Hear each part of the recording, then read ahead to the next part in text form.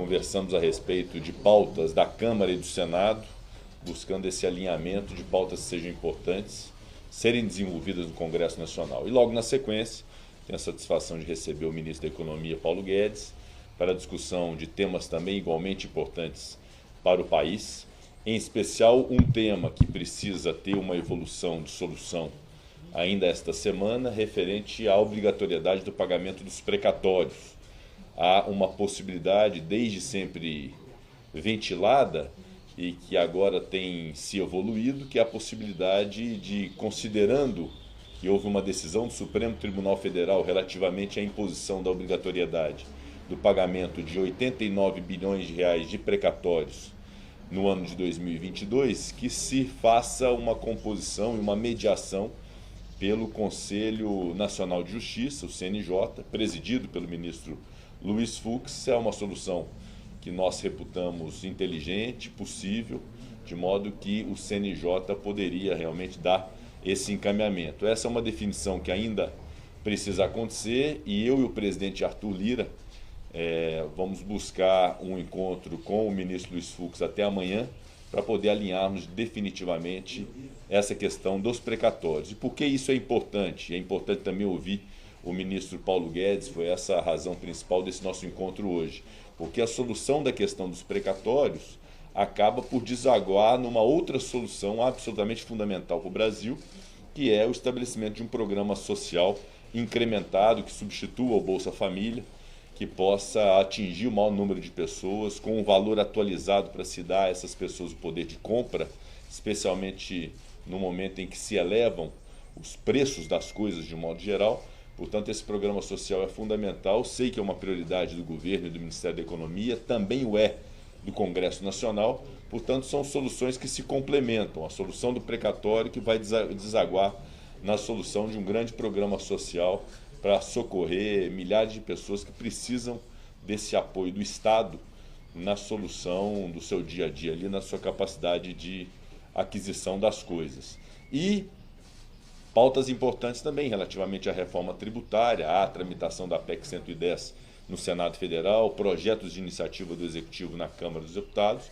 Considero que essa conversa também é um alinhamento importante para identificarmos um caminho de uma reforma tributária mais ampla possível no Brasil. Falamos da reforma administrativa em tramitação na Câmara dos Deputados, um projeto de autoria do Executivo que tramita na Câmara, então logo seja apreciado pela Câmara, também terá o Senado seu papel importante de evolução e de apreciação dessas matérias. A privatização dos Correios é uma matéria que já foi aprovada na Câmara, também tem grande interesse por parte do Ministério da Economia e já está dando-se andamento no Senado Federal, distribuída à Comissão de Assuntos Econômicos. Lá terá um relator, será apreciada no decorrer de setembro, e eu espero que o plenário, tão logo haja esse pronunciamento da Comissão de Assuntos Econômicos, também aprecie esse tema da privatização dos Correios. E temos para essa semana a medida provisória 1045, o Senado tem trabalhado no mérito dessa medida provisória, que pode ali estabelecer alguns programas de geração de emprego e de trabalho que são importantes,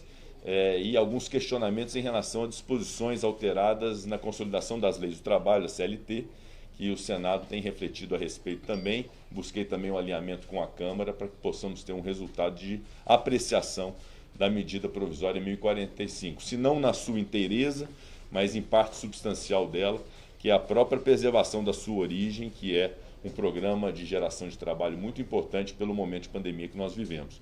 Então, o que ressai dessa conversa hoje é a tônica que nós temos que imprimir no Brasil, considerando um momento de dificuldades que nós temos no país, que é a busca desse alinhamento do Congresso Nacional com o Ministério da Economia, na busca daquilo que eu sempre prego, que é a busca de convergências, a busca de consenso, identificação das divergências e tentarmos dirimir essas divergências. O que nós não podemos absolutamente acontecer no Brasil é de interromper o diálogo, né? Por mais que divergências aconteçam, o diálogo precisa sempre existir entre Câmara e Senado e entre ambos, Congresso Nacional, com as instâncias de poder, especialmente do Poder Executivo, fundamentalmente o Ministério da Economia, que tem sobre seus ombros uma grande responsabilidade de contenção da crise, de estabelecer realmente algo que é muito importante para o Brasil, que é a manutenção dos nossos números, né? Evitar aumento da taxa de juros, evitar o descontrole do câmbio, evitar e conter a inflação, aumentar a empregabilidade combatendo o desemprego.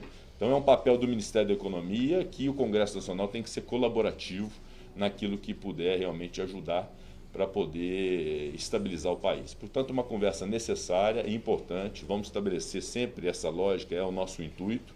Repito, buscando consensos e convergências e apontando divergências para que possam ser dirimidas. Quero agradecer, portanto, a presença do ministro Paulo Guedes nessa manhã aqui na Residência Oficial do Senado. Obrigado, ministro. Só reforçar as palavras do presidente do Senado. Realmente a nossa pauta passou primeiro por esse entendimento. Se vocês se lembrarem, nós havíamos até defendido a criação de um Conselho Fiscal da República, exatamente porque é multidimensional o problema, né? O teto existe para evitar excessos de gastos do Executivo. E quando vem uma ordenação de despesas de um outro poder, como é o caso do Judiciário, todo mundo tem que se entender. Então, como foi muito bem dito aqui pelo presidente do Senado, o ministro Luiz Fux, presidente do Supremo Tribunal Federal, foi a primeira pessoa a quem eu recorri quando quando nos chegou a conta dos precatórios. Inclusive, nos últimos 3 dias é que entraram os super precatórios, os precatórios mais fortes. Entraram 3 dias antes. Muita gente pergunta, não era possível prever? Aparentemente não. Nos 3 últimos dias entraram mais de 10 bilhões inesperados. Então a solução passa realmente pelo Supremo Tribunal.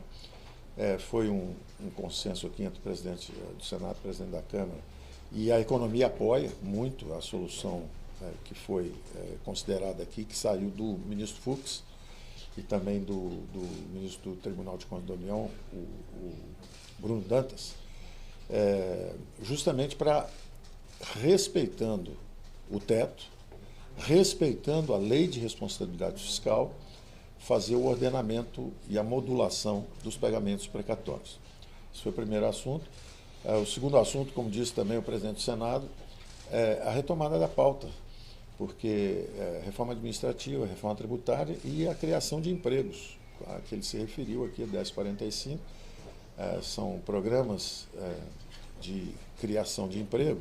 O maior problema hoje do Brasil, como ele disse, de um lado, o poder de compra dos mais frágeis, mais vulneráveis, que tem que ser atacado pelo Bolsa Família. E, de outro lado, a geração de emprego dos 38 milhões de invisíveis, né? Os jovens que, uma boa parte desses são jovens entre 18 e 28 anos, a taxa de desemprego é muito mais alta entre a juventude. Então, nós temos programas justamente de qualificação profissional como uma rampa de ascensão social para a entrada no mercado de trabalho formal. Então, é uma pauta muito rica, muito confiante na coordenação do presidente do Senado e do presidente da Câmara. Eles vão amanhã visitar o ministro Fux, não é isso? Justamente para essa solução que vem através do Judiciário. Nós havíamos tentado uma via legislativa, uma PEC, mas aparentemente há uma solução mais efetiva, mais rápida e, inclusive, mais adequada juridicamente, né? Foi a conclusão do presidente do Senado, presidente da Câmara, apoiando esse aceno do ministro Fux. Então, amanhã eles devem ir ao ministro Fux. Nós estamos tecnicamente em contato com o pessoal do Supremo também e o pessoal do TCU. A ideia inicial foi do ministro Bruno Dantas. E eu acho que nós vamos chegar a um bom termo nesse sentido de abrir, dentro de responsabilidade fiscal, dentro de espaços definidos pelo próprio teto do governo, abrir um espaço para um Bolsa Família que seja...